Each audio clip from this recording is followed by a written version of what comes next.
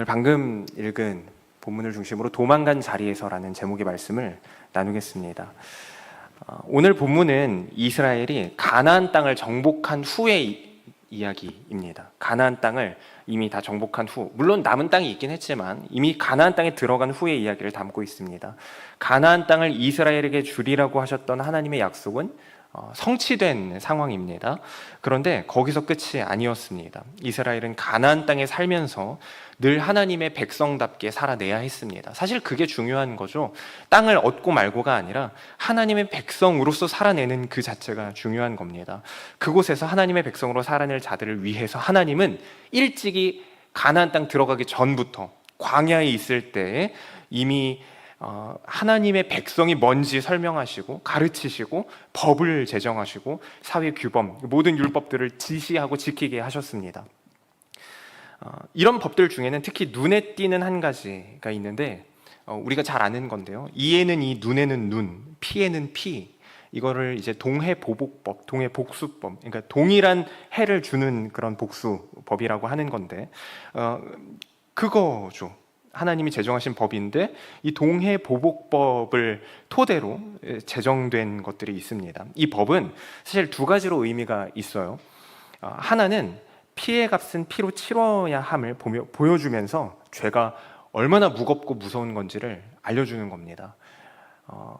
죽음은 죽음으로 갚아야 하는 게 맞다, 이걸 알려주는 거예요. 눈을 다치게 했으면 똑같이 눈을 다치게 하는 게 맞는 거다, 그게 갚는 거다라는 걸 알게 하는 겁니다.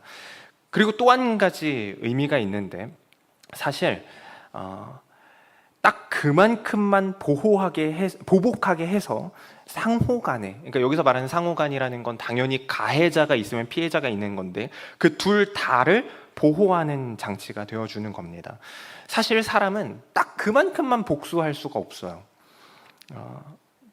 드라마에서 당한 만큼 너도 아파봐 라고 하면서 막 복수하는 장면들이 여럿 나오는데 한번 생각해 보세요. 그렇게 대사를 외치는 대부분 주인공이 그렇게 대사를 하잖아요. 근데 그렇게 대사하는 주인공들은 하나같이 훨씬 심하고 잔혹한 복수를 감행합니다. 물론 속 시원하죠. 그거 보는 우리들은 굉장히 속 시원하고 사이다 같고, 그런데 그런 것에 속 시원한 게 또한 우리의 어쩌면 잔인한 본성일지도 모르겠다는 생각을 합니다. 이렇듯 동해복수법은 그렇게 연약한 우리의 감정과 본성을 제어해주는 법이기도 했습니다. 그런데 하나님은 마치 이와는 반대되는 개념처럼 느껴지는 도피성 제도를 또한 두셨습니다. 오늘 본문이 그 내용이죠. 오늘 본문이 이와 관련된 말씀인데 이 제도는 이 또한 가나안에 들어오기도 전에 광야에 있을 때부터 제정되었던 법입니다. 본문을 보면 이렇게 되어 있습니다. 2절부터 보면 이렇게 되어 있는데요. 이스라엘 자손에게 말하여 이르기를 내가 모세를 통하여 너희에게 말한 도피성들을 너희를 위해 정하여 부지 중에 실수로 사람을 죽인 자를 그리로 도망하게 하라. 이는 너희를 위해 피의 보복자를 피할 곳이니라. 도피성으로 도망한 자들에게 이에는 이, 눈에는 눈의 법칙이 적용될 수가 없었죠. 도피성에 들어가면 이제 복수를 못하는 거예요. 판결해보고, 물론 이제 판결해보고 그게 실수로 죽인 게 아니라 고의로 죽인 거다라는 것이 밝혀졌을 때에는 앞서 나눴듯이 반드시 죽이라 이렇게 되어 있기는 합니다. 민수기 35장 20절을 보면 그 내용이 나오는데요. 만일 미워하는 까닭에 밀쳐 죽이거나 기회를 엿보아 무엇을 던져 죽이거나 아기를 가지고 손으로 쳐 죽이면 그 친자는 반드시 죽일 것인, 이게 이제 판결을 해보고 도피성에 도망왔던 자를 판결해보고 얘가 얘래, 아무튼 고의인 게 밝혀지면 반드시 죽일 것이니 이렇게 되어 있죠. 이는 살인하였음이라. 피를 보복하는 자는 살인자를 만나면 죽일 것이니라. 그런데 실수로 죽인 자는 도피성 안에만 있으면 일단 산다는 거예요. 민수기 35장 22절부터 보면 또 이렇게 되어 있습니다. 악의가 없이 우연히 사람을 밀치거나 기회를 엿봄이 없이 무엇을 던지거나 보지 못하고 사람을 죽일 만한 돌을 던져서 죽였을 때에 이는 악의도 없고 해하려 한 것도 아닌즉 회중이 친자와 피를 보복하게 하는 자 간에 이 규례대로 판결하여 피를 보복하는 자의 손에서 살인자를 건져내어 그가 피하였던 도피성으로 돌려보낼 것이요 그는 거룩한 기름 부음 받은 대제사장이 죽기까지 거기 거주할 것이니라. 대제사장이 죽기까지 거기 거주하게끔 돌려보내라 이 말입니다. 근데 여기에 거주할 것이라 라는 말은 감옥에 가두라는 말이 아니거든요. 오늘 본문 4절에 나오죠. 본문 4절을 우리 함께 한번 읽어볼까요? 다시 시작. 이 성읍들 중에 하나에 도피하는 자는 그 성읍에 들어가는 문 어귀에 서서 그 성읍의 장로들의 귀에 자기의 사건을 말할 것이요 그들은 그를 성읍에 받아들여 한 곳을 주어 자기들 중에 거주하게 하고, 여기에 분명히 성읍에 받아들여 한 곳을 주어 자기들 중에 거주하게 하라. 그러니까 가둬놓는 게 아니라 살게 하라, 같이 살아라, 이런 의미입니다. 죽임을 당하지 않을 거면, 이게 굉장히 사실은 불공평하죠. 죽임 당하지 않을 거면 눈 하나라도 내놓게 하든지, 팔 하나라도 아니면 손가락 하나라도 내놓게 하든지 해야 할 것 같은데 그런 말이 전혀 없습니다. 심지어 사람들은 그 도피성 주민에 의해서, 그러니까 가해자들은 도피성 주민에 의해서 보호받을 수도 있었어요. 자, 떠오르는 장면들이 혹시 있을지도 모르는데 경찰들이 막 보호해 주는 것처럼 도피성 주민에 의해 가해자가 보호를 받는 거예요. 물론 상황은 다르죠. 부지 중이니까. 그 성의 대제사장이 죽는 날에는 더 나아가서 자기 고향 땅으로 돌아갈 수도 있었습니다. 물론 대제사장이 죽기 전에 도피성 밖으로 마음대로 나가면 죽임 당해도 할 말 없다는 구절도 있기 때문에 그 성 자체가 하나의 큰 감옥이라면 감옥이라고 할 수도 있겠죠. 그런데 당시엔 오늘날처럼 자기가 사는 터전을 떠나서 이사를 한다거나 여행을 한다거나 하는 개념이 일반적인 것도 아니었고, 오히려 한 지역에 평생 머물러 사는 것이 당연하게 여겨졌던 때입니다. 그러니까 그 지역에 계속 죽을 때까지 머물러도 사실은 막 감옥같이 느끼지 않을 수 있는 거예요. 그러니 그가 답답할 것을 걱정할 이유가 없죠. 우리는 사실 원래 그 지역 주민과 마찬가지의 삶을 살면 되었던 겁니다. 고향이라는 것이 굉장히 중요하긴 했지만 그게 벌이라면 또 버릴 수 있겠죠. 그런데 모르고 죽인 거면, 실수로 해친 것이면 정말 괜찮습니까? 한번 생각해 보세요. 실수로 죽인 거면 괜찮습니까? 사람을 죽였어도 고의가 아니었기 때문에 그 실수에 대해 당연히 이해받아야 되는 게 맞나요? 실수였다는 사실이 유족들의 고통을 줄여주는 것은 아니죠. 하나님이 만드신 법적 제도장치 앞에서 자신의 가족을 잃고서도 아무것도 할 수 없는 자신을 보면서 가슴 치는 일 외에는 무엇을 할 수 있었을까, 이런 생각도 드는 게 사실입니다. 그냥 솔직하게. 더 나아가서 살인자를 보호해 주어야 하는 성읍 사람들도 마찬가지입니다. 가해자인데 물론 이 사람이 실수인 거 다 알아요. 아는데 그래도 그를 보호해 줘야 돼요. 근데 그 상황을 조금만 상상해 보면 이렇습니다. 도피성에 들어갈 때까지 막 도망가는 와중에 쫓아가는 거죠. 도피성 앞까지 쫓아와서 우리 아버지, 내 하나뿐인 딸, 내 하나뿐인 자식 죽인 자를 내놔라 라고 하는 식으로 탄식하고 통곡하면서 외치는 그 소리를 이 도피성 안의 주민들이 들어야 할 때도 있었을 겁니다. 이들은 가해자와 함께 거주할 뿐 아니라 그들을 보호해주는 역할도 해야 했기 때문에 그들을 내어줄 수 없었겠죠. 그때에도 말씀을 따라 재판할 때까지 보호해줘야 됐어요. 이 성읍의 사람들은 자연스럽게 이 모든 일이 동의가 됐을까요? 그래서 이렇게 하는 걸까요? 그런데 억울하고 답답한 건 사실 피해자의 유족들과 강제로 죄인을 보호해줘야 하는 보호자들 뿐만은 아닙니다. 실수로 사람을 죽인 가해자도 사실 마찬가지죠. 부지 중에 사람을 죽였다는 것은 한마디로 자기 의도와는 상관없이 사고였다는 건데, 상관없는 사고였다는 건데 어쩌다가 자신이 그런 처지가 되었는지, 고향 땅과 가족을 두고 도망가야만 살 수 있는 상황에 처하게 됐는지 이해가 안 됐을 거예요. 이 가해자도. 하나님은 다만 도피성을 두셔서 이 모든 일들을 겪는 와중에 자신들의 백성들이 그 속에서 자신의 마음, 하나님의 마음을 배우기를 원하셨습니다. 결론을 너무 빨리 말하는 것 같긴 하지만 이거를 짚고 넘어가야 앞으로 하게 될 이야기들 속에서 우리의 불편함이 가라앉아질 것이 분명하기 때문에 먼저 말씀을 드리는 건데, 하나님은 이 모든 상황, 이해가 안 되고 누구 하나 억울하지 않은 자가 없는 이 상황 속에서 하나님의 마음을 배우기를 원하셨다. 이게 오늘 본문이거든요.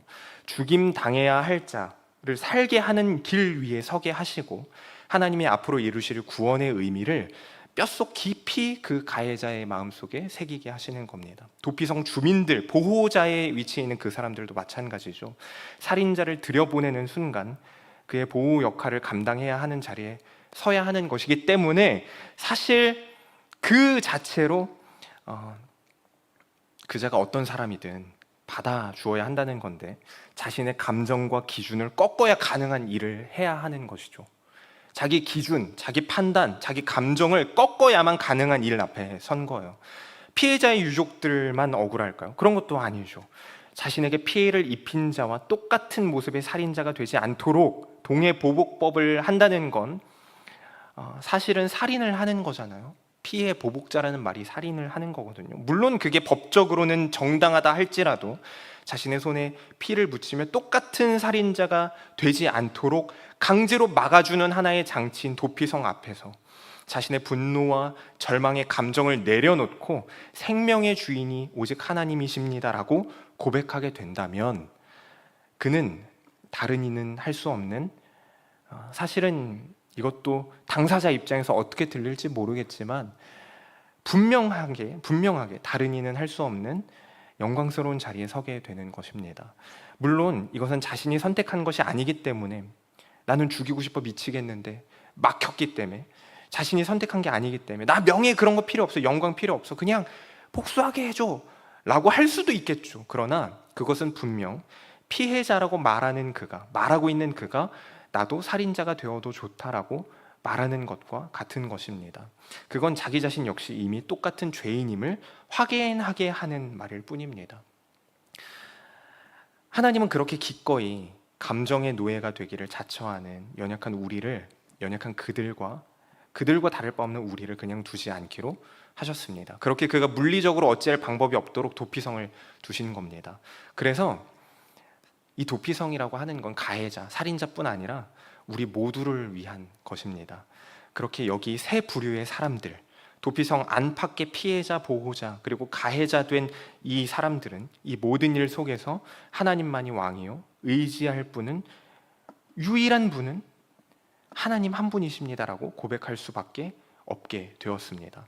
이 세 부류에 해당하지 않는 사람은 여기에 한 사람도 없다는 거 우리가 다 잘 알 겁니다. 인생은 계획하지 않은 사고의 연속입니다. 우리는 자주 피할 수 없는 사고와 같은 일들 앞에 어쩔 줄 몰라 합니다. 아침에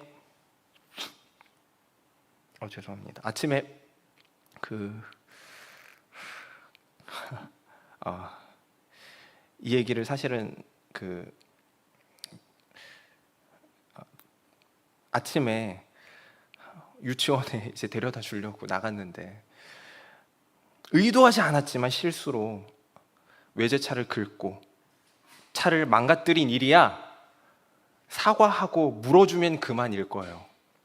제 얘기 아니에요. 제 얘기 아니고 그만이겠지만 분위기 정말 죄송합니다.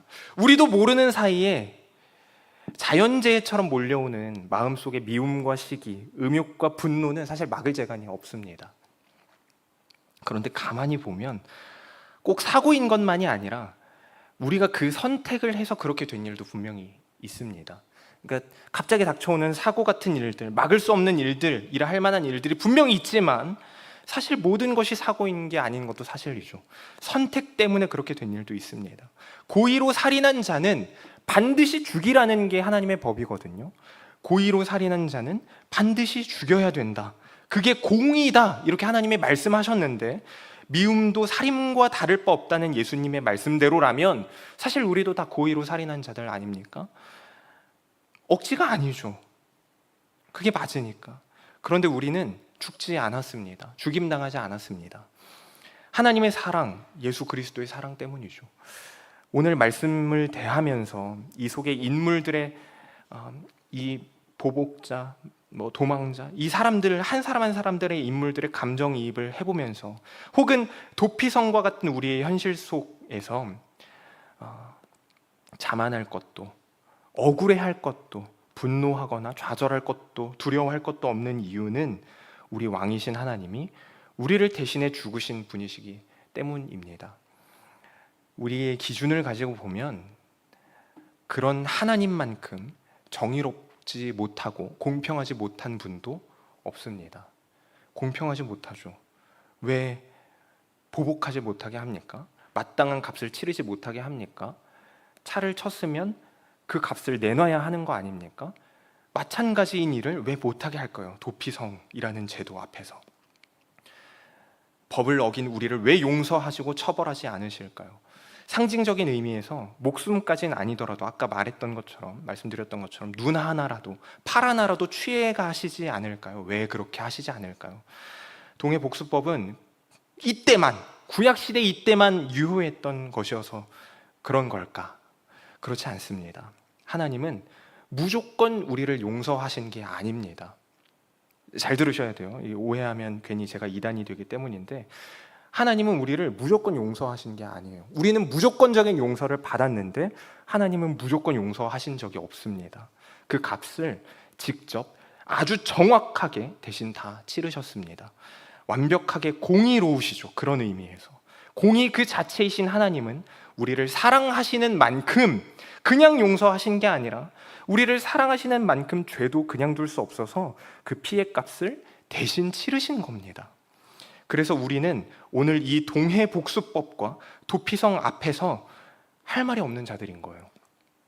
그저 하나님만 바라보는 일 말고는 할 수 있는 게 없는 자들이 우리인 겁니다. 우리는 그 앞에서 하나님의 사랑이라는 게 얼마나 말도 안 되게 큰지를 보아야 할 뿐입니다. 말씀을 정리하겠습니다. 도피성 제도는 실수로 타인이 소중한 생명을 해치게 되는 상황, 그런데 그렇게 여하를 막론하고 도피성으로 도망갈 수밖에 없는 상황이 된 그 사람에게 또 살인자를 자신의 동네로 받아주고 머물 곳을 내줄 뿐 아니라 오히려 보호까지 해주어야 하는 그런 상황에 놓인 사람들에게, 그리고 자신의 의지나 분노의 크기와는 상관없이 반강제적으로 보복을 하지 못하게 되는 그 모든 각자의 사정 속에 있는 자들에게 그 속에서 발견되는 은혜가 있음을 가르치고, 진짜 의지해야 할 곳, 진짜 의지해야 할 분이 누구신지를 확인하라는 의미로 세워진 것입니다. 그게 도피성입니다. 본문에 나오는 상황을 우리는 피하지 못한 사고라고 우리에 빗대어 부를 수 있을 겁니다. 그렇게 볼 때 이런 일은 우리에게 얼마든지 일어날 수 있는 일들입니다. 누군가 아무리 설명해도 감당할 수 없는 감정 속에서 이야기를 거부하고 싶은 상황이 우리에게 있을 수도 있습니다. 그런데 우리는 그때 죄의 마땅한 결과, 그 책임의 크기를 또한 같이 확인할 수 있어야 합니다. 그 분노와 절망의 크기가 죄인이 마땅히 당해야 할 죽음의 크기를 선명하게 보게 할 거예요. 이게 무슨 말이냐면, 조금 더 풀어서 말씀드리면, 도피성 앞에서 내놔라, 그놈 내놔라 라고 외치면서 느끼는 그 분노와 절망의 크기만큼 죄가 얼마나 무서운 것인지를 느낄 수 있다는 말이에요. 그리고 그렇게 무겁고 무서운 죄의 크기만큼 그만큼의 값을 하나님이 대신 치러주셨다는 것도 볼 수 있게 된다는 말입니다. 그리고 그 사랑의 크기 또한 보게 된다는 거죠. 그러므로 이 시간 그 모든 죄의 크기를 감당하시고 죽으신 예수 그리스도를 기억하시기 바랍니다. 대제사장이 죽으면 고향 땅으로 돌아갈 수 있다는 의미가 바로 그 의미입니다. 대제사장의 피값이 그를 다시 돌려보내게 한다는 의미거든요. 특별히 오늘 본문은 과실치사자, 그러니까 부지 중에 살인한 자, 실수로 의도 없이 살인한 자만을 살려라 라고 되어 있지만, 우리가 아는 십자가는 고의로 살인한 자까지도 구원하는 엄청난 것입니다. 예수님은 한 가지 예로 밀란을 일으키고 분명하게 고의로 살인했다고 기록되어 있는 바라바를 대신하여, 물론 우리 모두를 대신하여지만 바라바를 대신하여 십자가에 달리셨습니다. 결국 도망간 자리에서 우리가 알게 되는 건, 또 쫓아간 자리에서 알게 되는 건, 하나님의 함께 하심이 아니면 한순간도 살 수 없다라는 사실 하나뿐입니다.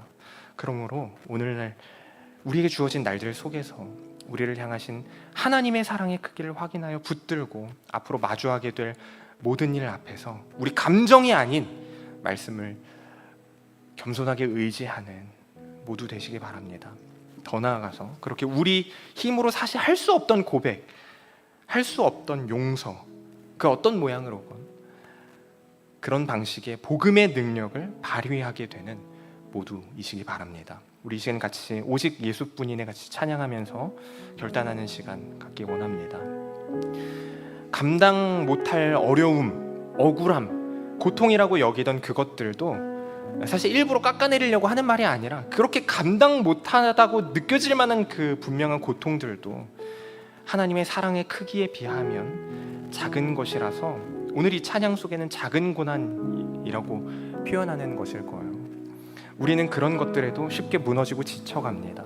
그런데 그 모든 순간에 하나님밖에 없습니다라고 고백할 수 있어야 할 것입니다. 우리 함께 찬양하겠습니다. 은혜 아니면 살아갈 수가 없네.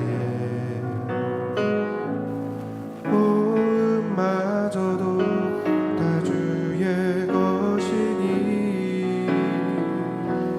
세상 평안과 위로 내게 없어도 예수 오직 예수뿐이네. 다시 한번 고백할까요? 은혜 아니면 살아갈 수가 없네. 은혜 아니면 살아갈 수가 없네.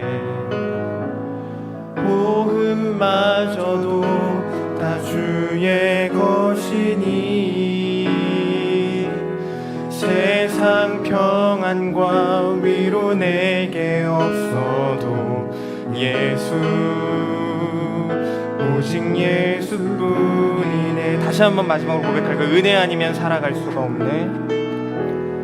은혜 아니면 살아갈 수가 없네. 호흡마저도 다 주의 것이니 세상 평안과 위로 내게 없어도 예수 오직 예수뿐이네. 크신 계획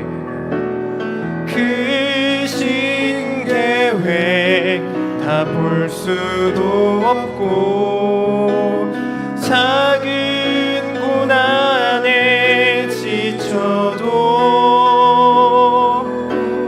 주께 묶인 나의 모든 삶 버티고 견디게 하시네. 크신 계획 다 볼 수도 없고 크신 계획 다 볼 수도 없고 작은 고난에 지쳐도 주께 묶인 나의 모든 삶 버티고 견디게 하시네.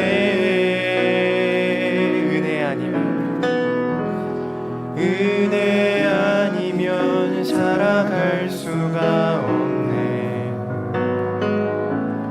나의 모든 것 다 주께 맡기니 참된 평안과 위로 내게 주신 주 예수 오직 예수뿐이네. 하나님, 우리는 피할 수 없는 일들 앞에서 사고라 부를 만한 그 모든 일들 앞에서 어찌할 바를 몰라 발을 동동 구를 수밖에 없습니다.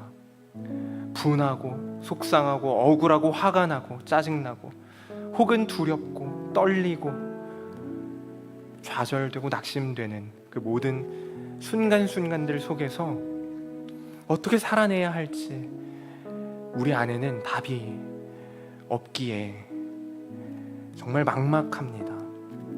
그런데 하나님, 오늘 말씀을 통해서 오직 의지할 것은 나 하나뿐이다. 살인자뿐 아니라 그를 보호해야 하는 입장에서도 이해되지 않는 그 모든 순간들을 걸어가야 하는 유족들을 입장에서도 다 마찬가지로 모든 생명의 주인은 나 하나뿐이다. 피의 보복을 성공적으로 감당한다 해서 바뀌는 것 하나 없다. 죄의 크기는 물론 마땅히 그가 죽어야 하는 것이 맞지만, 그러나 나는 그 모든 것들을 대신 갚을 만큼, 갚고도 남을 만큼 너를 그만큼 사랑한다. 이런 나를 의지하는 것, 그것이 너의 유일한 소망임을 알기 바란다 라고 말씀하시는 이 하나님의 말씀을 우리가 이 시간에 들었으니 들은 대로 믿기를 원하고 믿은 대로 또 살아내기를 원합니다. 앞으로 닥칠 모든 일들 속에서, 모든 순간들 속에서 그렇게 하나님만이 주인 되심을 고백하기 원합니다. 오직 예수뿐이네. 방금 찬양했던 그 찬양의 가사처럼 모든 고난 앞에서 하나님만 붙든 자로 살아내기를 원합니다. 그래서 실제적인 결단들, 평소 같으면 우리의 상식과 사고로는 할 수 없던 그런 어떤 용서, 어떤 굴복, 어떤 순종, 어떤 나눔, 어떤 내려놓음, 그게 어떤 것이건 그런 말씀을 따라 살아내는 삶을 우리가 살아내기를 원합니다. 우리에게 믿음을 더하여 주시고 지혜와 힘을 더하여 주옵소서. 그렇게 복음으로 살아내는 삶을 우리가 살아낼 수 있도록 매 순간 인도하여 주옵소서. 감사드리며 살아계신 예수님 이름으로 기도합니다. 아멘. 우리 함께 주기도문으로 예배 마치도록 하겠습니다. 하늘에 계신 우리 아버지여, 이름이 거룩히 여김을 받으시오며 나라가 임하시오며 뜻이 하늘에서 이루어진 것 같이 땅에서도 이루어지리이다. 우리가 우리에게 양식을 주옵시옵고 우리가 우리에게 죄 지은 자를 사하여 준 것 같이 우리 죄를 사하여 주시옵고 우리를 시험에 들게 하지 마시옵고 다만 악에서 구하옵소서. 대개 나라와 권세와 영광이 아버지께 영원히 있사옵나이다. 아멘.